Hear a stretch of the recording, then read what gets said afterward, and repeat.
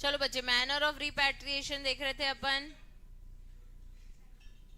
वहां लिखो bring bring back the money, बस ब्रिंग बैक द मनी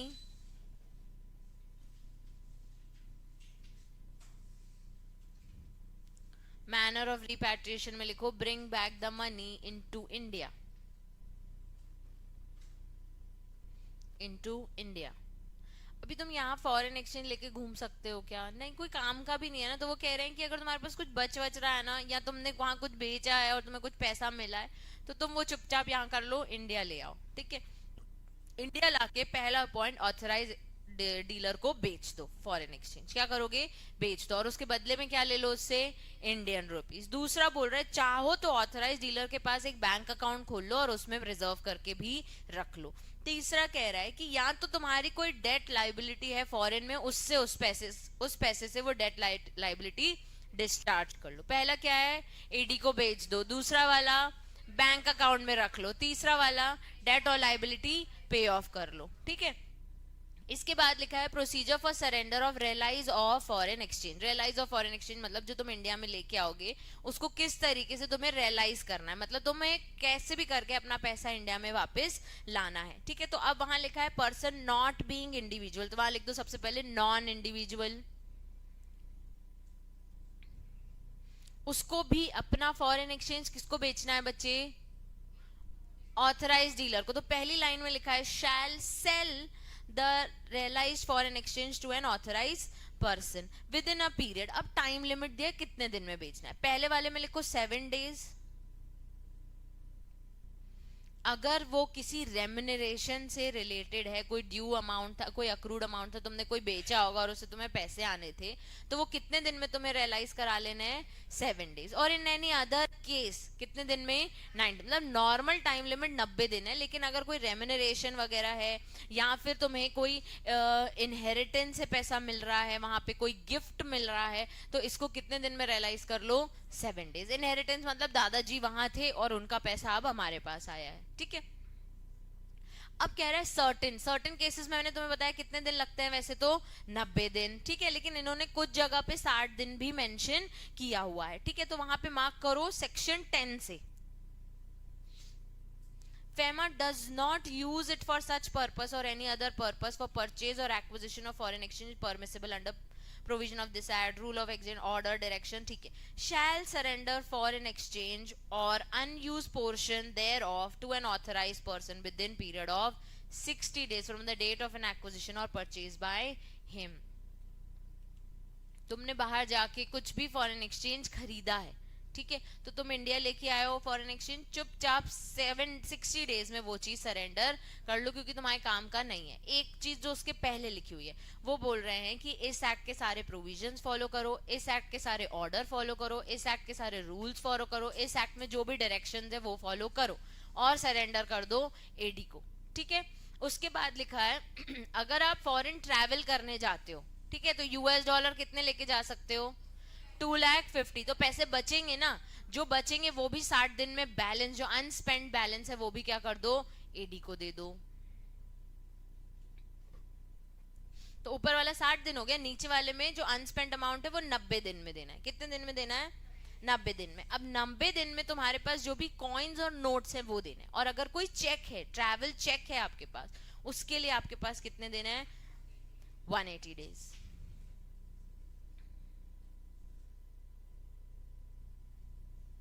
एक बार फिर से हम कह रहे हैं कि आप जो भी पैसा कमाते हो वो इंडिया में रिपैट्रिएट कर लो। जब भी रिपैट्रिएट करोगे तो किसको बेच दो? एडी को बेच दो, या फिर बैंक अकाउंट में रख लो, या फिर लाइबिलिटी ड्यू है आपकी वो पे ऑफ कर दो। अगर आप यहाँ लेके आते हो पैसा तो बेसिक बेसिक गिफ्ट है या फिर कोई रेम्युनरेशन है, 7 दिन में दे दो एडी को, और नहीं तो 90 days में, ठीक है। 60 days में अगर कोई भी आपने एक्विजिशन वगैरह किया है तो आप उसको 60 दिन में कर दो। और अनस्पेंट अमाउंट है आपका, जो आप घूमने गए थे उसका बैलेंस अमाउंट जो बचा है वो 90 days में एडी को दे दो, अगर फॉरेन करेंसी इशू नोट्स है या कॉइन्स है। और अगर वो ट्रैवल चेक है तो कितने दिन में दे दो? उसके बाद लिखा है period for surrender of receive realise unspend unuse foreign exchange by resident. ऊपर वाले सारे नॉन इंडिविजुअल थे, ये कौन की बात कर रहा है? रेसिडेंट मतलब वो सारी कंपनी होंगे, एओपीज होंगे, बॉडी कॉर्पोरेट होंगे। जो अब इंडियन रेसिडेंट की बात हो रही है उसके पास 180 डेज है अपना पैसा सरेंडर रियलाइज करने के लिए। ठीक है, देखो यहाँ पे भी फर्स्ट लिखा है नॉट बीइंग एन इंडिविजुअल, इसकी फर्स्ट लाइन।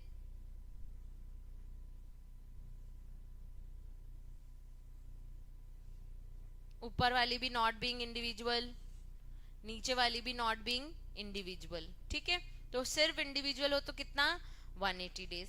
अब बात करें रेमिटेंस ऑफ एसेट। अब किसकी बात कर रहे हैं? रेमिटेंस ऑफ इंडिविजुअल, सब कुछ एवरीथिंग। ठीक है, अब किसकी बात हो रही है? रेमिटेंस ऑफ एसेट, मतलब एसेट क्या कर रहे हो यहाँ से बाहर भेज रहे। ठीक है, अब लिखा हुआ है कि in respect of remittance of outside India by a person whether resident India और नॉट एसेट्स इन इंडिया। ठीक है, तो डैनियल इंडिया का नहीं है, कहाँ का है? बाहर का। लेकिन उसके दादाजी कहाँ रहते हैं? इंडिया में। तो उसके पास कुछ ना कुछ दादाजी की प्रॉपर्टी होगी, इनहेरिटेंस, तो वो यहाँ रहता ही नहीं, उसके तो कोई काम का ही नहीं, तो यहाँ से बाहर ले जाएगा।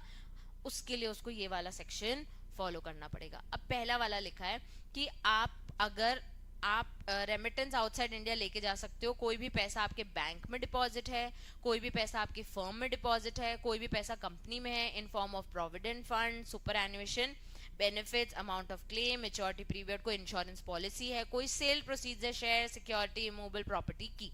तो अब दादाजी यहाँ तो शुरू से ही रहते थे, हो सकता है उन्होंने जॉब वॉब की हो तो उनके कंपनी में कुछ पैसे रखे हों, जैसे प्रोविडेंट फंड या कोई ना कोई स्कीम के, या उनने अपना इंश्योरेंस कराया हो तो पॉलिसी के पैसे दादाजी को मिलने हो, या उसने इंडियन कंपनीज में इन्वेस्ट किया हो तो शेयर सिक्योरिटीज से पैसे मिलने हो, या उसने कोई इमूवेबल प्रॉपर्टियां खरीद रखी हो, उसको बेच के उस दादाजी को क्या मिलने वाले हो? पैसे। तो ये इसकी पूरी की पूरी अपन बोल सकते हैं पूरा का पूरा जो भी इन्वेस्टमेंट है एक दादाजी का जो इंडिया में रहते हैं, और इसका पोता कहाँ रहता है?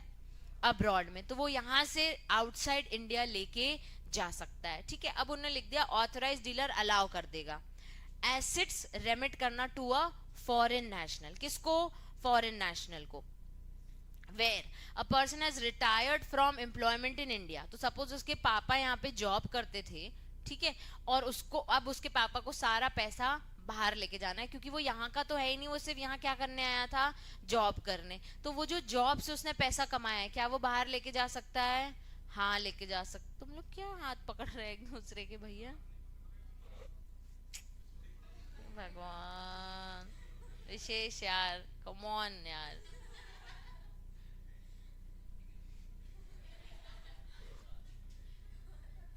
क्यों मार रहा है तू उसको? दोनों हाथ ऊपर रख। हाँ, ऐसे डेस्क पे रख। ठीक है, आप फॉरेन नेशनल को ये बोल सकते हो आपने इंडिया में जॉब की, आपने जो भी सैलरी वैलरी कमाई वो कहाँ ले जाओ? इंडिया के बाहर। उसके बाद the person has inherited from a person, मतलब इंडिया में उसके दादाजी रहते थे, वहां से वो प्रॉपर्टी लेके जा सकता है। हाँ, the person is not resident, widow widower and has inheritance assets from his और her deceased who was an Indian national. अभी भी डैनियल इंडिया आया था, एक लड़की से शादी की, इंडियन लड़की से, अभी उसकी डेथ हो गई, लेकिन उसकी यहाँ पे क्या थी? प्रॉपर्टीज थी, तो वो लेके जा सकता है। हाँ, अपनी बीवी की भी प्रॉपर्टीज लेके जा सकता है। ठीक है, तो एक बार हम याद करते हैं, इंपॉर्टेंट मार्क करो रेमिटेंस ऑफ एसेट्स को, कि आप अगर ऑथराइज डीलर से पैसा वापस लेके जा सकते हो, हाँ लेके जा सकते हो, आप यहाँ से पैसा एसेट्स लेके जा सकते हो। लेकिन कब? जब आप यहाँ पे एम्प्लॉयमेंट में थे, जब आपका कोई बाप दादा यहाँ पे रहता था, या आपकी बीवी जिसकी डेथ हो गई वो यहाँ रहती थी, या पति जिसकी डेथ हो गई वो इंडियन थे, और उनके पास यहाँ का कुछ ना कुछ एसेट, शेयर, सिक्योरिटीज, डिपॉजिट्स थे कोई बैंक में, फर्म में, कंपनी में, वो सब आप रेमिट करके बाहर लेके जा सकते हो। इतना सबको समझ आया? अब उन्हें लिमिट दी है कि आप जो लेके जा रहे हो शैल नॉट एक्सीड $1 मिलियन। ठीक है, $1 मिलियन पर फाइनेंशियल ईयर, यानी 10 लाख रुपए होते हैं US डॉलर के। ठीक है, रिपैट्रिएशन में लेके जा सकते हो। फिर अगर remittance in respect of balance held in the bank account by a foreign who has completed his और स्टडीज। अब इंडिया पढ़ने आया था, ठीक है, और पैसे रखे थे उसके बैंक अकाउंट में, तो वापस ले जाएगा ना यार, उसके पापा उसको देते थे फॉरेन वाला पैसा, तो अब लेके जाएगा। हाँ, वो भी अपना पैसा वापस लेके जा सकता है फ्रॉम द ऑथराइज डीलर। अब these facilities are not available for citizen of Nepal और भूटान। और पर्सन ऑफ इंडियन ओरिजिन, यानी जिसके पास ओसी है, ओसीआई, विशेष के जो भैया हैं नेबर वाले, है ना विशेष। मैम को तो क्वेश्चन करता है यार विशेष। कोई बात है, ये कोई बात नहीं नहीं है। नॉट अवेलेबल, किसको ये वाली चीज अलाउड नहीं है? नेपाल, भूटान और पीओआई को हम ये सब करने नहीं देंगे, ठीक है। अभी रेमिटेंस बाय एनआरआई और पीआईओ, सबसे पहले वहां लिख लो ये होते कौन है। लिखो एनआरआई इक्वल्स टू, या एनआरआई डैश, छोटा सा ये वहीं आ जाएगा, NRI dash Indian citizen living outside in Indian citizen living outside India.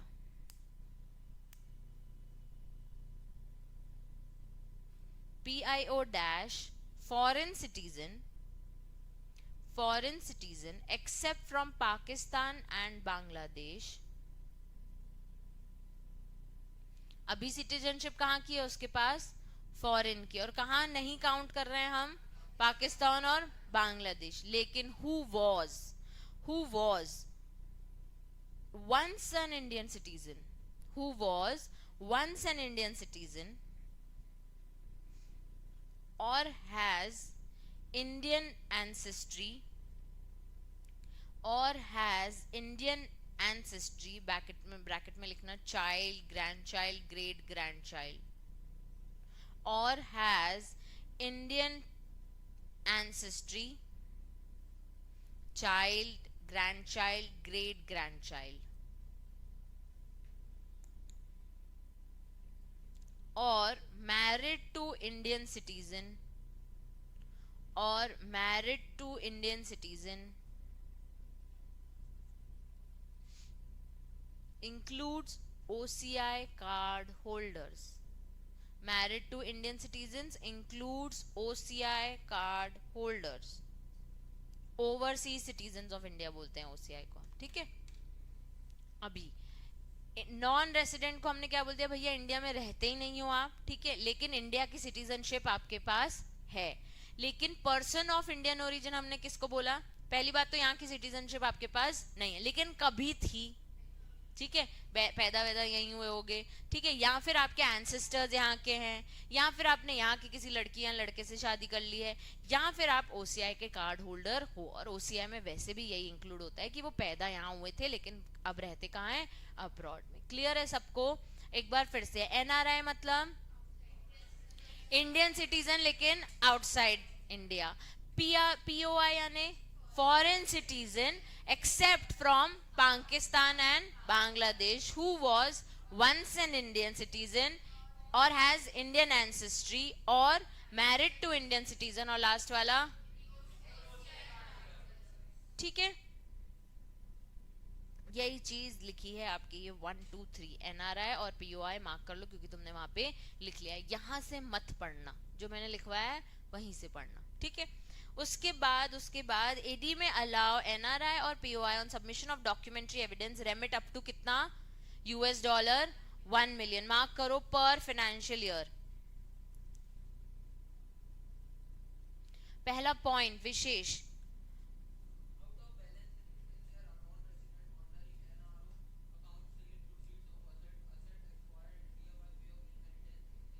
जो भी तुम्हारे पास पैसा है उसमें से तुम्हें कितना अलाउड है? $1 मिलियन पर फाइनेंशियल ईयर आप लेके जा सकते हो, चाहे अकाउंट में है, चाहे सिक्योरिटीज बेचे, या चाहे इनहेरिटेंस प्रॉपर्टी लेगेसी है आपका। दूसरा वाला पॉइंट,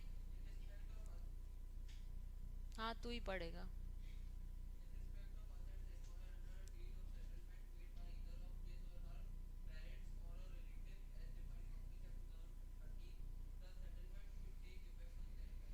तो अभी पापा लिख गए थे कि बाहर रहते हो लेकिन हमारे यहाँ जो जो प्रॉपर्टी है वो आप ले जाना। तो डैनियल आएगा, अपने पापा का सेटलमेंट करेगा पूरा कि भाई अब तो उनकी डेथ हो गई है और ये लिखित में डीड है, डीड ऑफ सेटलमेंट, मैं ये पैसा सारा वापस लेके जाऊंगा। पर फाइनेंशियल ईयर कितना अलाउड है उसको?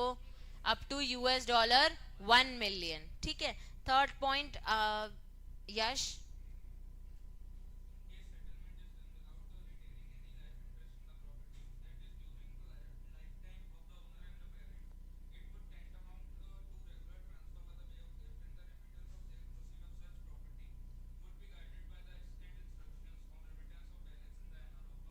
अभी अगर जिंदा नहीं थे तो लेके जा रहे थे, कोई दिक्कत नहीं, अभी जिंदा है, अभी ओनर और पेरेंट जिंदा हैं और आप उससे एसेट बेच के पैसा लेके जा रहे हो, तो एक तो है कि आप कर सकते हो, कोई दिक्कत नहीं है सेटलमेंट, लेकिन हम उसको क्या मानेंगे कि वो गिफ्ट है, क्या मानेंगे, गिफ्ट है। या फिर आपने जो भी सेल प्रोसीड्स किए वो अपने एनआरओ अकाउंट से करो, हमको कोई दिक्कत नहीं है, ठीक है। तो अभी जिंदा नहीं है और फिर लेके जा रहे हो तो ठीक है, रेमिटेंस ऑफ एसेट्स और सेटलमेंट ऑफ द डीड। अभी जिंदा है तो हम उसको कैसे कंसिडर कर रहे हैं, गिफ्ट, कैसा कंसिडर कर रहे हैं, गिफ्ट, ठीक है।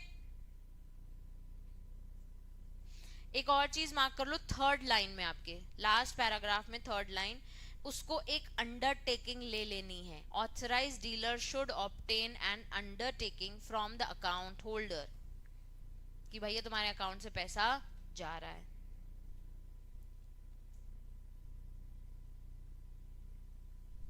ठीक है।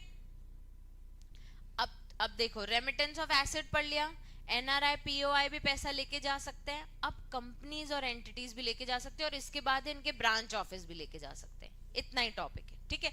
तो अभी रेमिटेंस बाय कंपनीज और एंटिटीज, ठीक है। पहला सिद्धार्थ एडी में अलाउ,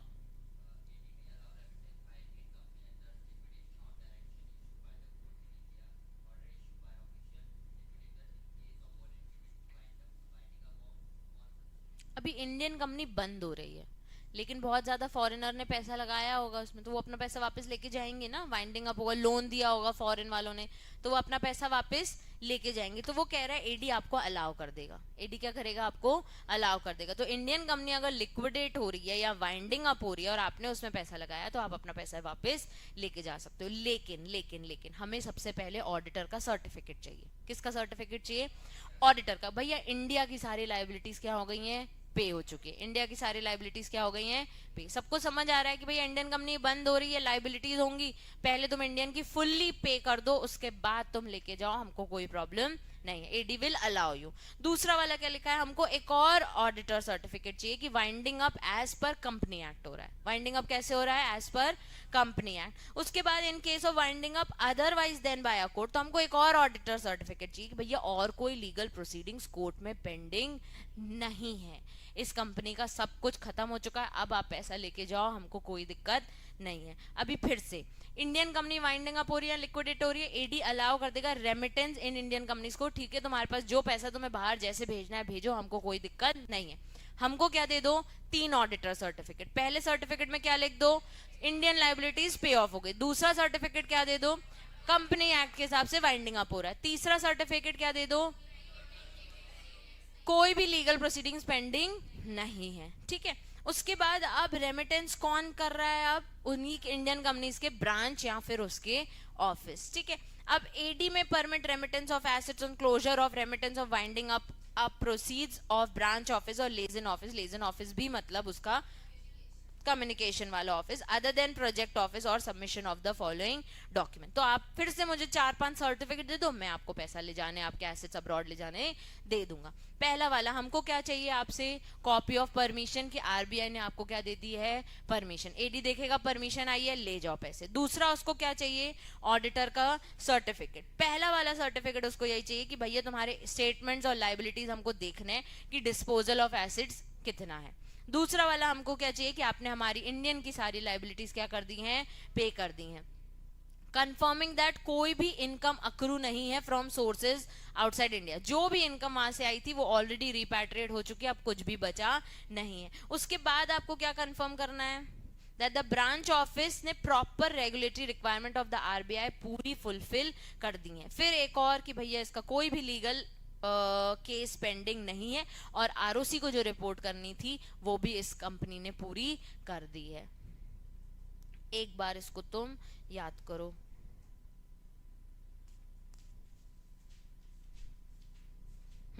सबसे पहला कि आप रेमिटेंस कर सकते हो, money can be sent abroad. सबसे पहले हमको डॉक्यूमेंट्स चाहिए। पहला वाला डॉक्यूमेंट क्या है बच्चे, आरबीआई अप्रूवल। पहला वाला डॉक्यूमेंट क्या चाहिए, आरबीआई का कंसेंट। दूसरा वाला हमको ऑडिटर सर्टिफिकेट 4 चाहिए। पहला वाला क्या है सर्टिफिकेट, कितना रेमिट करके जाओगे उसका कैलकुलेशन, ये ऑडिटर ने हमको पूरा बना के दे दिया। दूसरा वाला सारी लाइबिलिटीज क्या है हमारी क्लियर है। तीसरा वाला कोई फॉरेन इनकम रिपैट्रिएट नहीं बची, हमने वो सारी पेमेंट्स कर दी हैं। और लास्ट वाला आरबीआई कंप्लायंसेस हमने किए हैं। अदर कंडीशन क्या है, कोई लीगल केस पेंडिंग नहीं है और आरओसी की reporting as per company act हो चुकी है। एक काम करो, इसको मैं थोड़ा छोटा कर देती हूँ, इसकी फोटो ले लो फॉर लेजनिंग।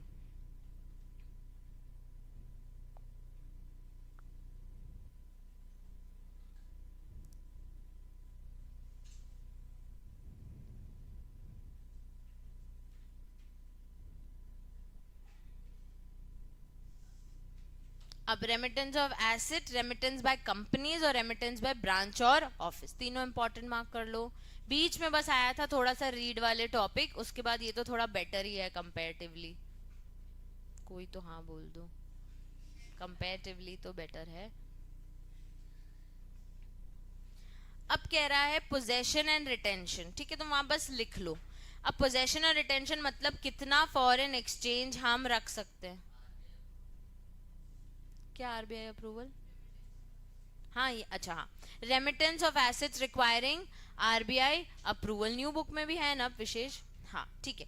अभी कुछ पैसे के लिए हमें आरबीआई के अप्रूवल लगे। अगर आपका पैसा $1 मिलियन से ऊपर जाता है तो किससे अप्रूवल लोगे, आरबीआई से। तो 1 मिलियन पर फाइनेंशियल ईयर वैसे भी हमको वो रेमिट करने दे रहे थे, लेकिन इससे ज्यादा ले जाना है कि सर बार बार नहीं आएंगे इंडिया, एक बार में दो, आरबीआई से परमिशन लो और लेके जाओ, ठीक है। On account of legacy, bequest है, इनहेरिटेंस है to a citizen of foreign state resident outside India. अभी डैनियल आया था कि भाई इंडिया मेरे को इतना आई डोंट लाइक इट, ऐसे वैसे बोला, आरबीआई को बोला कि अभी 1 लाख से ज्यादा नहीं है, 50,000 और डॉलर है, देके खत्म करो, मैं बार बार इंडिया नहीं आऊंगा। आरबीआई बोलेगा चल ठीक है, इनहेरिटेंस था, कोई दिक्कत नहीं है। दूसरा वाला, आपके पास आप बाय एनआरआई पीएओआई बैलेंस है आपके पास यहाँ पे कोई अकाउंट में, कोई एसेट्स के थ्रू, वो भी इनहेरिटेंस लेगेसी के थ्रू ही है बैलेंस आपका, वो भी आप परमिशन लेके जा सकते हो, लेकिन कितने अमाउंट से ऊपर है, 1 मिलियन, $1 मिलियन, ठीक है, 10 lakhs होता है वो।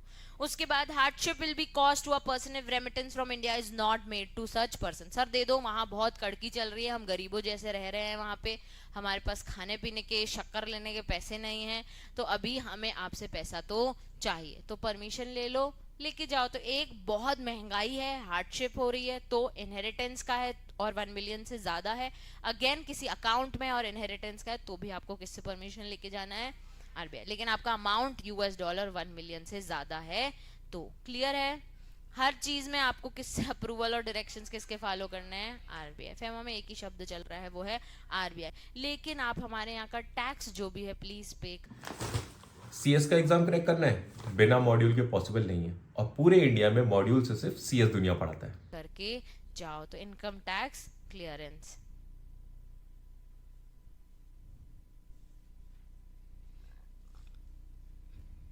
अभी exemption from realisation of repatriation को लिखो रीड, कुछ भी नहीं है उसमें क्योंकि दिया ही नहीं एज पर रूल्स एज में भी प्रिस्क्राइब्ड।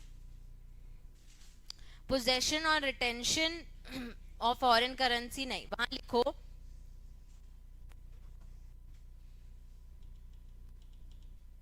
पहला पॉइंट देखो, पोजेस, ठीक है, पोजेस विदाउट लिमिट, कितने भी फॉरेन करेंसी आप अपने पोजेशन में रख सकते हो, कॉइन्स, अगर आप कौन हो, ऑथराइज डीलर, तो उसके पास, उसके लिए तो हम वैसे भी कोई रोक टोक नहीं, उसका तो भरमार पड़ा है फॉरेन करेंसी का, तो भैया ठीक है। ऑथराइज डीलर हो, आपके पास अथॉरिटी है, जितना आपको स्कोप दिया है गवर्नमेंट ने, आरबीआई ने, आप कितनी भी फॉरेन सिक्योरिटी, करेंसी और कॉइन्स होल्ड करके रख सकते हो। फिर लिखा है possession without limit of foreign coins, हम सिक्के कितने भी रख सकते हैं, हमको कोई नहीं रोकेगा। तो foreign coins by any person, कोई दिक्कत नहीं है लिमिट की।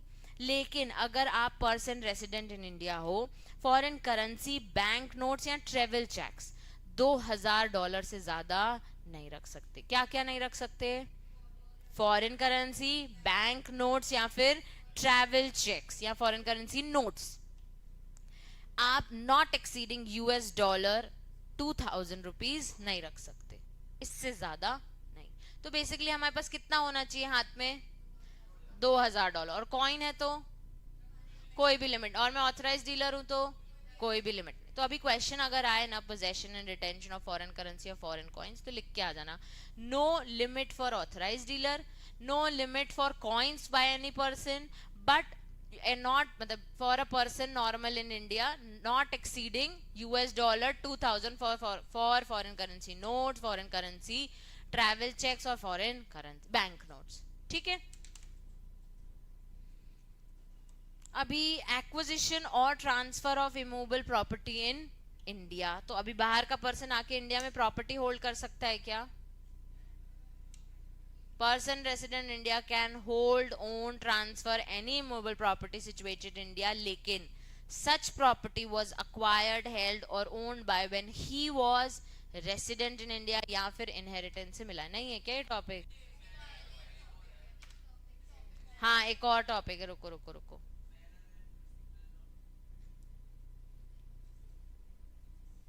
Manner of receipt and payment, ठीक है, इंपॉर्टेंट मार्क करो, ये अमेंडमेंट है।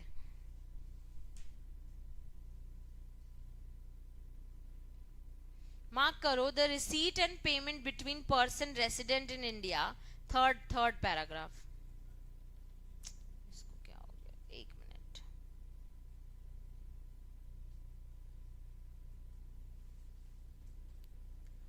हाँ इंपॉर्टेंट है, भाविका रीड करना चालू करना। रेगुलेशन 3।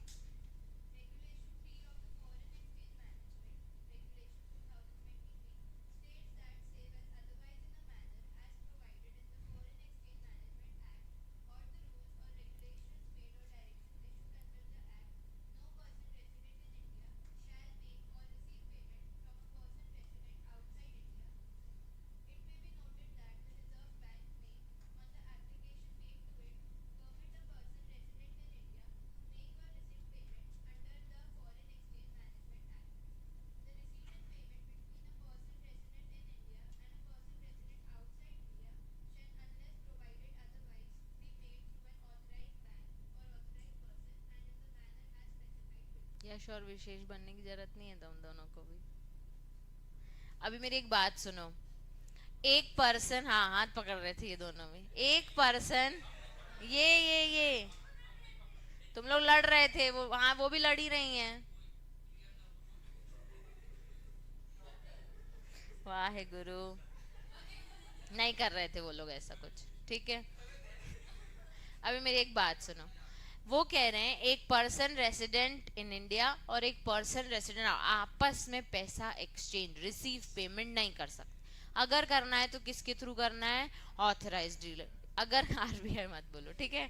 अगर करना है तो किसके थ्रू करना है? Authorised dealer. और एक और बात कि अगर तुमको करना है तो तुम्हें फेमा रूल्स, हमारे जो डायरेक्शंस है, हमारे जो ऑर्डर्स है, वो सब फॉलो करने पड़ेंगे। तो वहां एक लाइन लिखो, PRI dash PROI dash PROI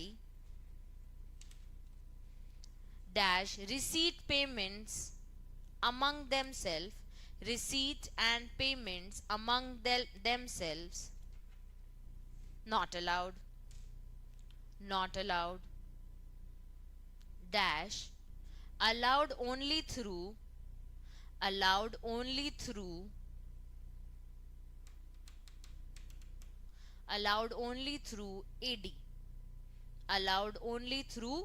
AD and FEMA Act।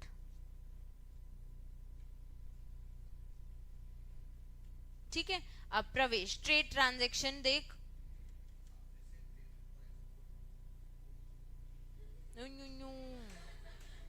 receipt payment for export to or import from the countries given below of eligible goods and services shall be made under। तो अभी कौन कौन सी country दी है? सबसे पहले नेपाल भूटान, दूसरा वाला ACU other then मतलब नेपाल भूटान, और उसके बाद countries other than the countries of ACU। अभी एक बात सुनो, बता रहे ACU लिखा है भाई, AU लिखा है तेरी बुक में, यू ही तो बोल रही हूँ, ACW कहाँ बोला मैंने? इधर कान में सुनाऊं तेरे को मैं। Nepal Bhutan in Indian rupees में आप कर सकते हो, provided that case of exports from India where the importer is in Nepal permitted है आपको नेपाल राष्ट्र बैंक के थ्रू पेमेंट्स आप कर सकते हो, फॉरेन करेंसी में करनी है तो। अभी कंट्रीज ऑफ ACU, ठीक है, थ्रू ACU करना है यानी अदर देन नेपाल भूटान, ठीक है।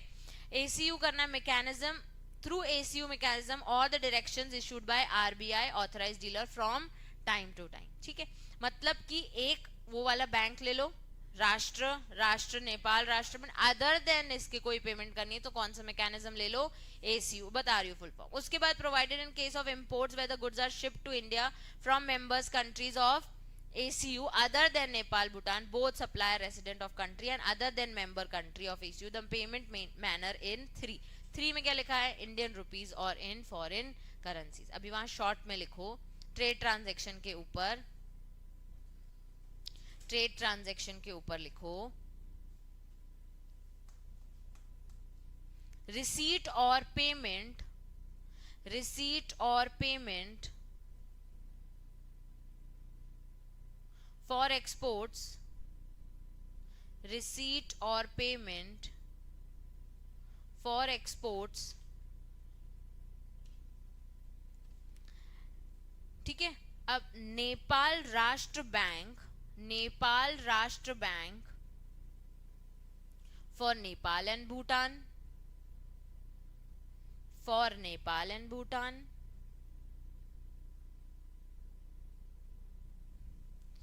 Asian Clearing Union, Asian Clearing Union, हाँ, Asian Clearing Union ब्रैकेट में लिखो ACU, only member countries, only member countries, other than NB लिख देना है, NB यानी नेपाल भूटान.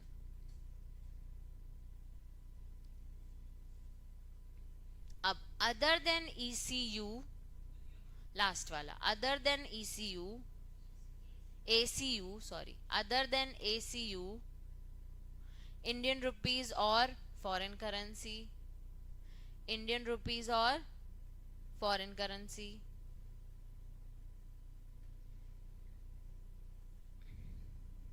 अभी आपको एक्सपोर्ट का पेमेंट देना है या फिर एक्सपोर्ट का पेमेंट लेना है, मतलब इंपोर्ट का पेमेंट देना है और एक्सपोर्ट का पेमेंट लेना है. तो अभी इन चीजों के लिए नेपाल भूटान में किसके थ्रू करोगे, नेपाल राष्ट्र बैंक. ठीक है, अभी कुछ मेंबर कंट्रीज, मतलब इंडिया में कुछ कंट्रीज जो एशियन क्लियरिंग यूनियन का पार्ट है, तो जो लोग पार्ट है उनके साथ आपका इंपोर्ट एक्सपोर्ट हो रहा है तो ACU कर लो, और जो लोग पार्ट नहीं है और उनके साथ आपका इंपोर्ट एक्सपोर्ट हो रहा है तो फिर इंडियन रुपीज या फॉरेन करेंसी में कर लो. क्लियर है सबको इतना?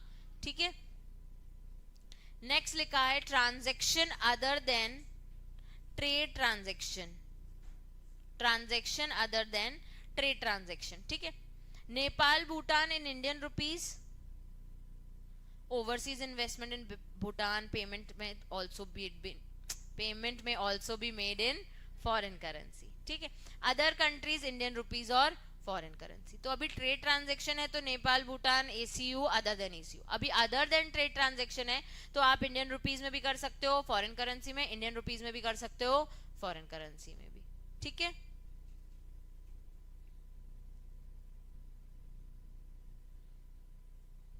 अब क्या बचा है अपना,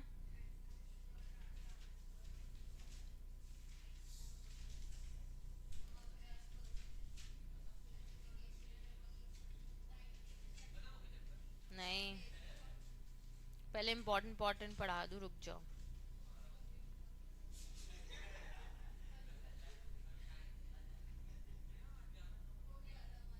बच्चे ऑथराइज पर्सन पे आओ, ऑथराइज पर्सन.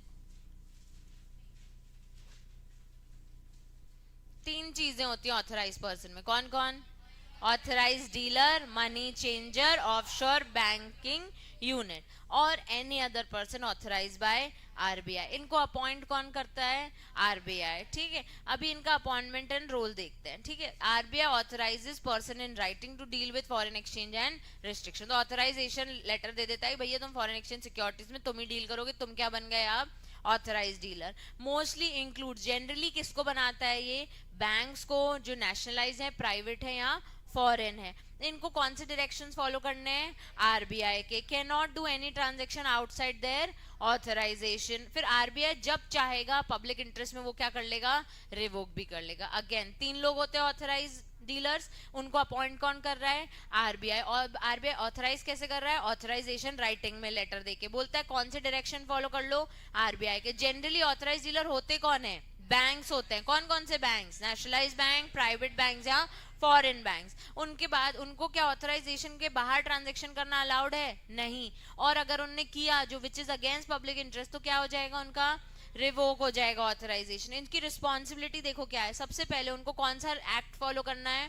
फेमा एक्ट, ठीक है। Refuse the transaction if declaration और इन्फो इज नॉट सेटिस्फैक्टरी। तो इनकी रिस्पॉन्सिबिलिटी, अगर इनको लग रहा है कि ये जो ट्रांजेक्शन है ये सही नहीं है, इस पे प्रॉपर अंडरटेकिंग डिक्लेरेशन हमको नहीं मिला है, तो हम क्या कर सकते हैं? ट्रांजेक्शन को रिफ्यूज भी कर सकते हैं। और अगर कभी भी उसको सस्पिशियस या ऐसा कुछ दिखेगा मनी लॉन्ड्रिंग टाइप्स, तो फिर वो आरबीआई को क्या करेगा? तुरंत रिपोर्ट करेगा, तुरंत रिपोर्ट करेगा। आरबीआई के पास पावर है कि वो कुछ डायरेक्शंस इशू कर सकता है। इतना हो गया ऑथराइज डीलर, ठीक है। पहले तुम यहां तक फोटो ले लो,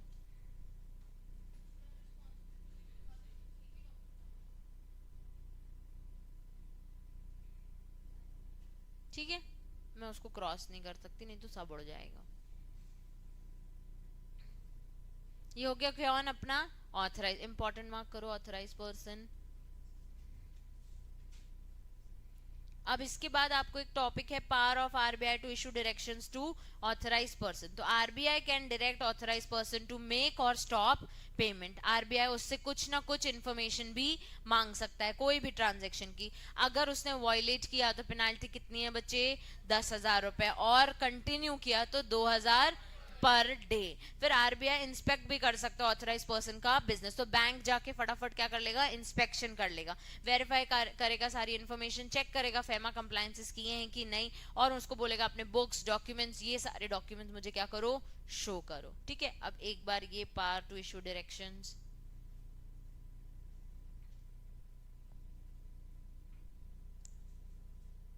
ठीक है। तो जो इंस्पेक्शन और डायरेक्शन है, जब भी जाके बोलेगा फॉरेन करेंसी और सिक्योरिटीज के पूरे अकाउंट्स दिखाओ, एक्सेल दिखाओ, डॉक्यूमेंट्स दिखाओ, वो सब उसको दिखाना पड़ेगा। अब एजुकेशन एंड अपील, ठीक है। सिर्फ लिखते जाओ, मैं तुमको नहीं परेशान करूंगी, ठीक है। वहां लिखो, सबसे पहला एजुकेटिंग अथॉरिटी में लिखो सीजी डैश। एजुकेटिंग अथॉरिटी को कौन अपॉइंट करेगा बच्चे? सीजी। तो डैश अपॉइंट जुरिस्डिक्शन,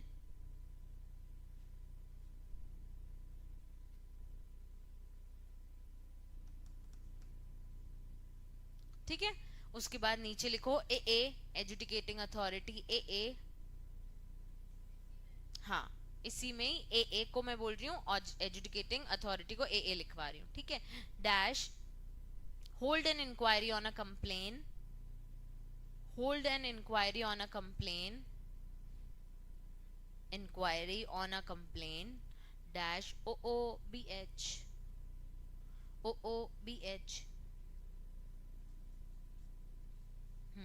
अब अपील कर सकते हैं ए के अगेंस्ट, ठीक है, विद इन 45 डेज। तो वहां लिखो अपील, नीचे वाले में, हाँ, स्पेशल डायरेक्टर में, appeal against A to SD यानी special director, appeal against A to SD within 45 days. SD यानी special director within 45 days. इतना लिखा। अब लिखो SD also appointed by CG.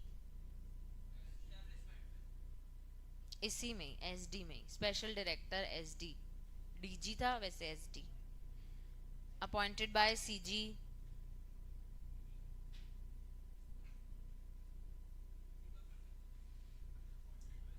SD को अपॉइंट कौन करेगा? सीजी। तो एसडी अपॉइंटेड बाय सीजी। अभी एस्टैब्लिशमेंट ऑफ एपिलेटिव रीड लिख लो कि वो एपिलेट ट्रिब्यूनल भी एस्टैब्लिश करेगा। अब एपिलेट ट्रिब्यूनल को हम अपील कर सकते हैं किसके अगेंस्ट? ए के अगेंस्ट भी और स्पेशल डायरेक्टर एसडी के अगेंस्ट भी, ठीक है। तो लिखो अपील अगेंस्ट ए और एसडी।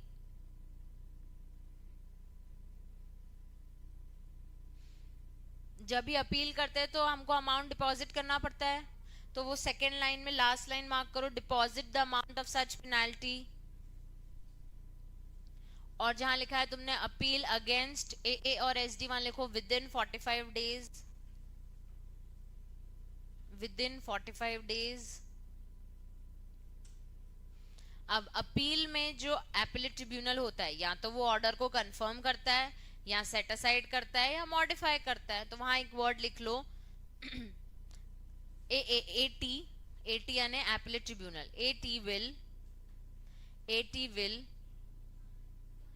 तुम 19.3 के ऊपर लिख लो, 19 subsection 3। A will, eighty will, appellate tribunal will give OOBH, will give OOBH, and if things fit, confirm, modify or set aside. Things fit, confirm, modify or set aside.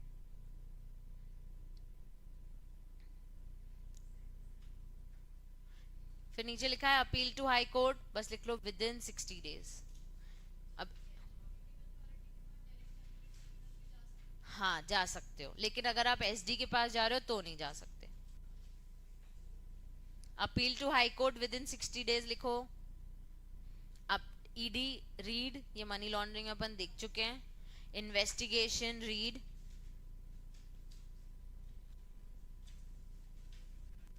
Contravention और penalties, यहां से photo लो सबसे पहले।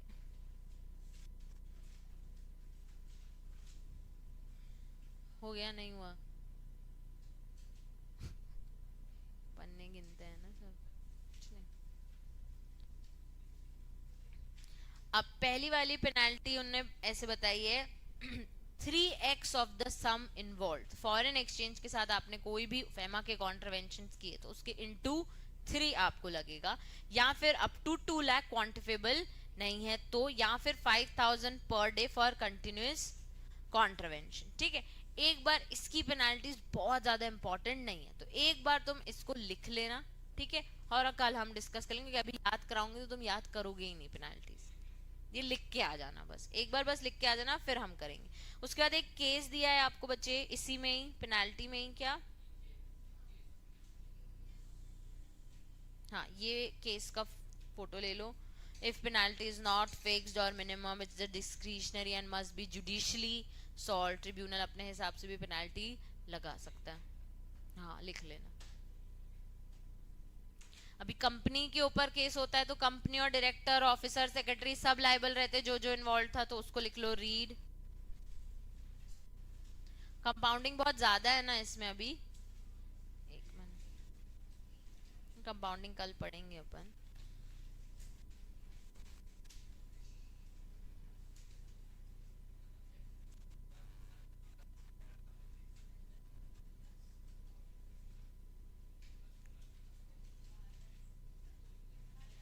ठीक है, compounding अपन कल पढ़ेंगे, और अपना क्या बचा है, एसिड्स।